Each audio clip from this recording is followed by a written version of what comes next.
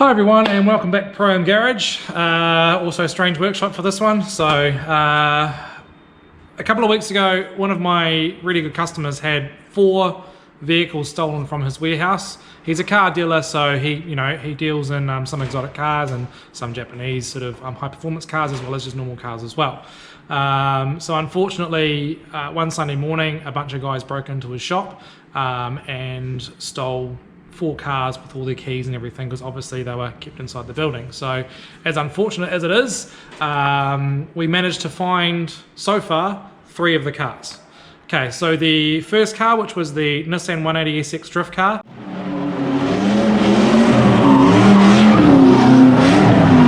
was found, I think, around about 4 or 5 o'clock in the afternoon that Sunday. We were notified by someone who had seen the vehicle, so we went and sussed it out, got the police involved, and managed to track it down. So that was great. We got that back undamaged, unparted out, and managed to get it back here and have a check over everything's okay. So that's great. Second car, I think it was a week later, we were notified someone selling some parts, and we managed to, through various sources, etc., we managed to track down the address of the person who had the parts, and we managed to get the police involved again, because obviously we can't take things into our own hands. We have to get the police involved. But anyway, so they were found with a bunch of parts from the Honda Civic, and also they were trying to strip the Evo 5 on their front lawn, which was super clever. So anyway, so we managed to get the Evo 5 back that day and some of the Honda parts.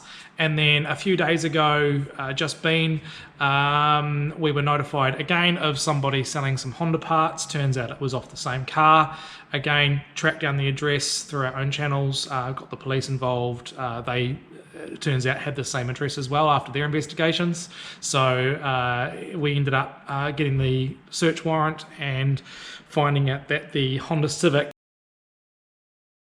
unfortunately had been completely stripped.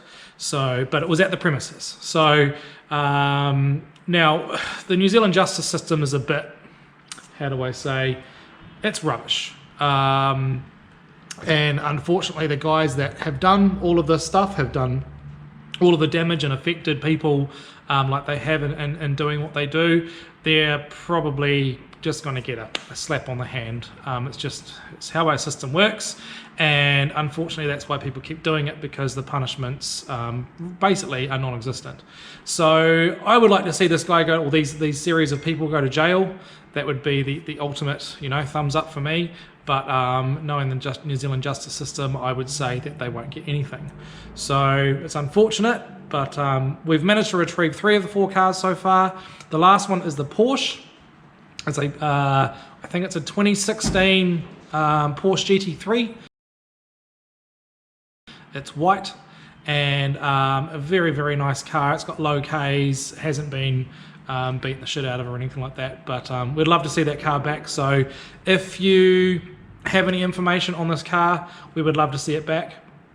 Obviously we don't want any false leads, but some, any leads is potentially a good one. So it's been spotted in South Auckland in numerous places, but we haven't heard of any more sightings for about a week. So chances are it's in hiding. It's probably sitting in a garage somewhere, or down behind the back of a building or something like that, just sitting there.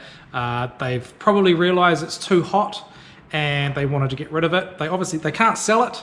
No one in New Zealand will want to buy it because of what it is, and just can't get rid of it. Parts, you can't get rid of those either, so what are they going to do with it? And the types of people that have been involved with theft aren't the types that I think would have the connections to export the vehicle overseas. Plus we have a few of them, as far as I'm aware, in the custody of police. So I would say, yeah, hopefully the car will turn up, but if it doesn't, we have insurance. But yeah, ultimately we want the car back. We want all the cars back. So unfortunately the Honda is going to be a write-off because it's been completely stripped. So we've managed to get some of the panels back, but chances are insurance will take them all and write the car off. Obviously engine and gearbox and interior, everything's missing. So yeah, for those who bought the parts, yeah, I mean, in a perfect world, you would want to return them out of the goodness of your heart, but let's be honest, you're probably not going to.